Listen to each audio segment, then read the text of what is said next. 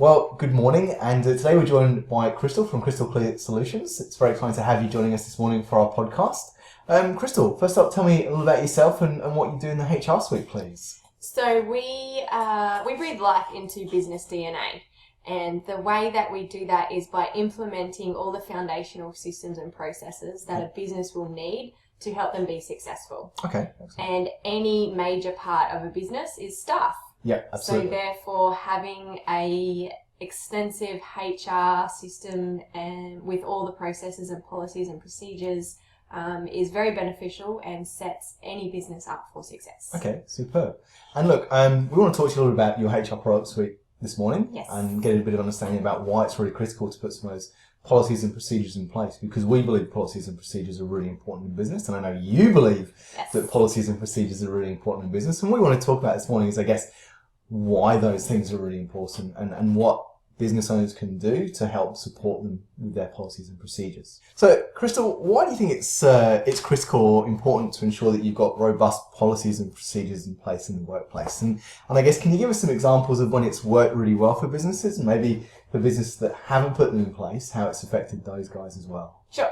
So the top 4 reasons that most small to medium-sized businesses fail go like this.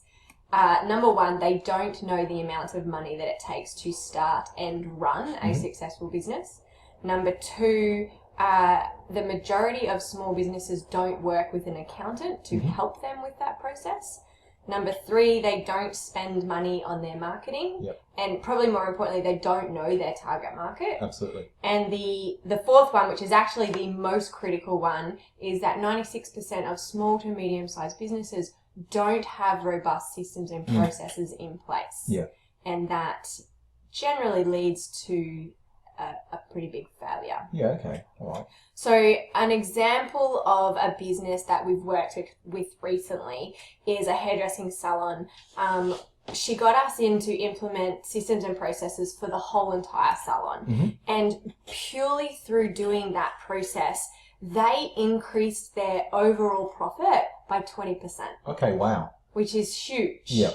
And the way that occurred was, once we started going through every single little thing that happened during the day, that happened with all of their staff, they started to realize that different people were using different amounts of product, that things weren't being cashed up when they took their customers to the register, and all of those little things add up. Absolutely. Yeah. And they add up to 20% increase, really.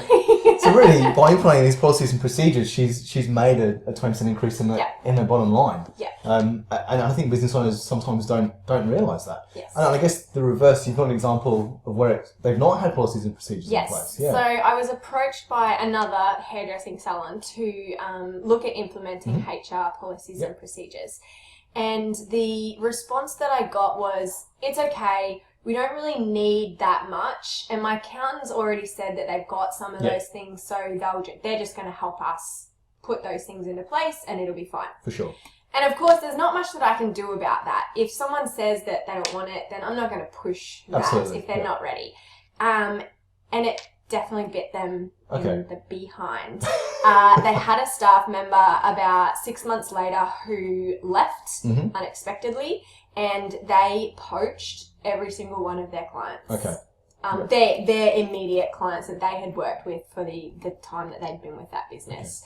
And there was nothing that business owner could do about that. Yeah, absolutely.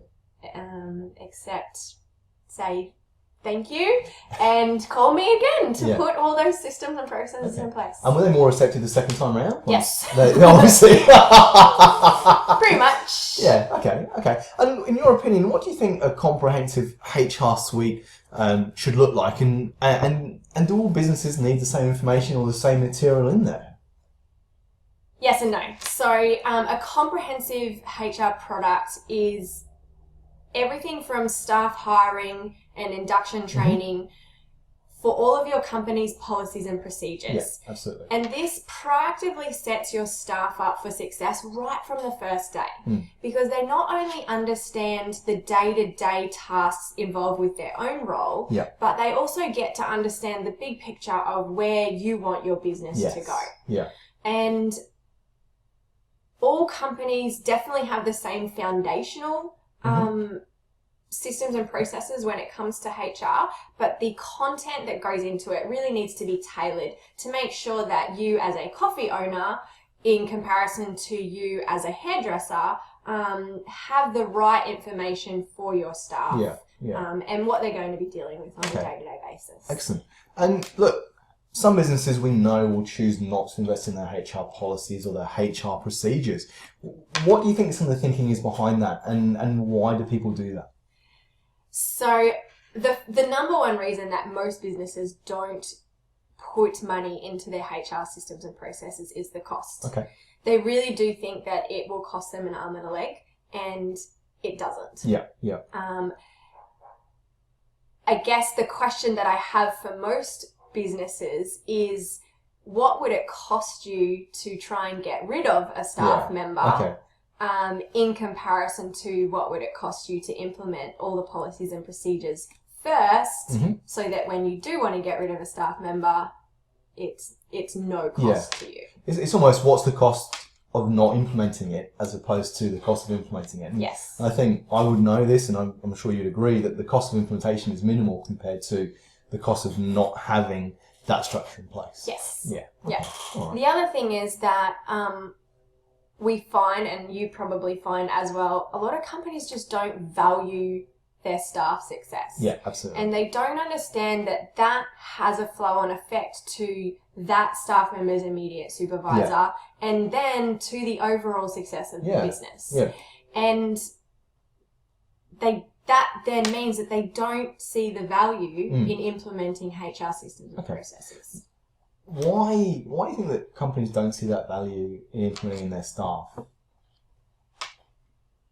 That's not a question. I know, I'm on script. What was the question? I can't remember. Why do I think? Why do you think that the companies don't see the value in that? Is it? Do you think that they just don't see the value in putting in staff? They think, hey, we're going to put money into equipment or money into products, or they not don't people. See their staff as an asset. Yeah. Okay. That's what it comes down to. Yeah. What most businesses see as their asset is their product. Absolutely. But without their staff to sell their product or service, they don't have a business at the end of the day. And you're right, and I believe that a business's biggest asset is their staff, and I know you would believe that too as well. Yeah. Do you find then that when you do business with companies that don't believe that you struggle, or do you just say, hey, I don't want to do business with you, or how does that work? Works two ways. Okay. One, I try and help them understand the reasons behind that. So in business, we believe that there's 3 P's. Product, which you as your business owner are very, very good at. Yep. Number 2 is people. Yep. So finding the right people for your business to fit within your culture and where you're trying to take your business. Yep. And number 3 is processes. Okay.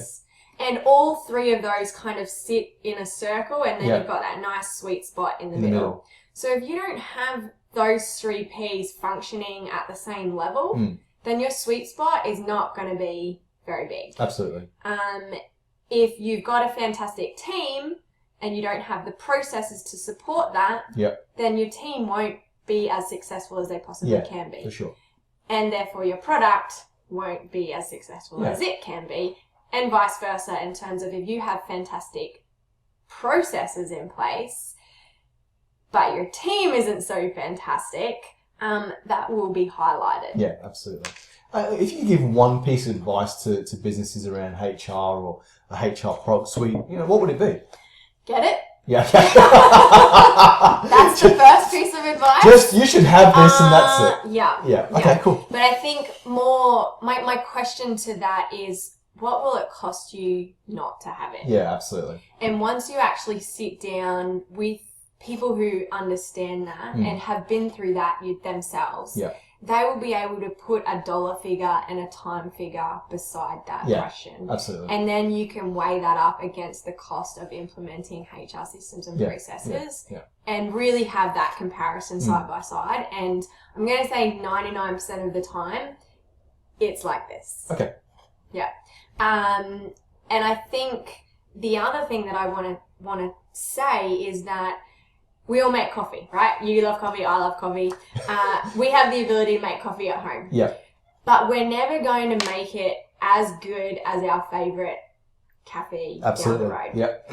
So that's the same for our HR systems and processes. Yep. Every business has the ability to implement basic HR systems and processes, but can you do it as well as a professional? Yeah, absolutely. And look, I would agree.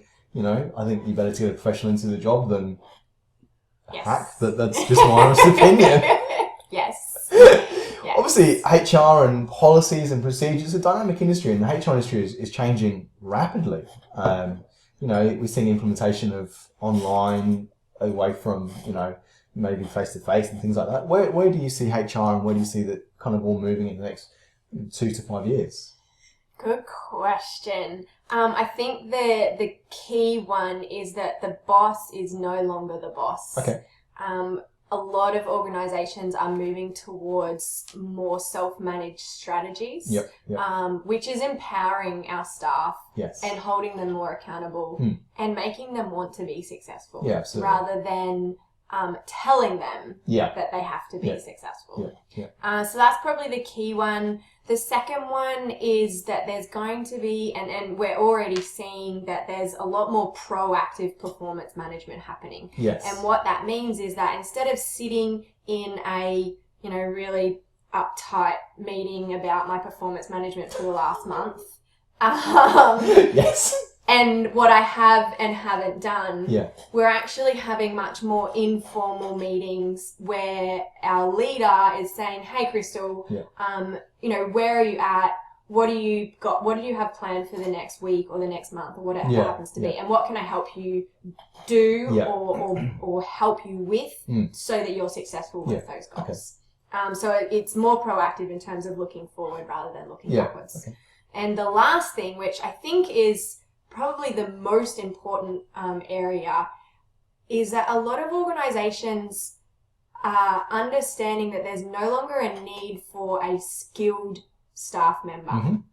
And what that means is that you can teach a skill set. That's why we go to school. That's why we go to university.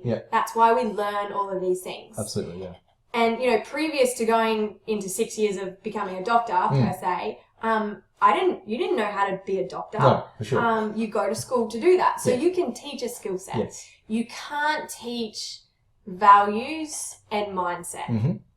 And a lot of businesses are now realizing that. So they're starting to hire their staff, be that they are skilled. Yes. But the priority for their hiring process is based on an individual's values and mindset rather than how good they can make a coffee. Yeah, excellent. Let's hope they can make coffee. Yes. If they're a barista. Yes. Well, Krystle, thank you so much for taking the time out to join us today. If people want to get in touch with you or contact with you, website details are? Yes, www.krystleclearsolutions, and it's spelled really weird. It's KRYSTLE. Yeah. So it's krystleclearsolutions.com. And an email, direct email for you would be? Yeah, same. Krystle at Krystle Clear Solutions. Really easy. Perfect. Well, Krystle, thank you so much for your time. It's been a lot of fun this morning. Awesome. And appreciate it. Great. Thanks so much. Lovely. Thank you.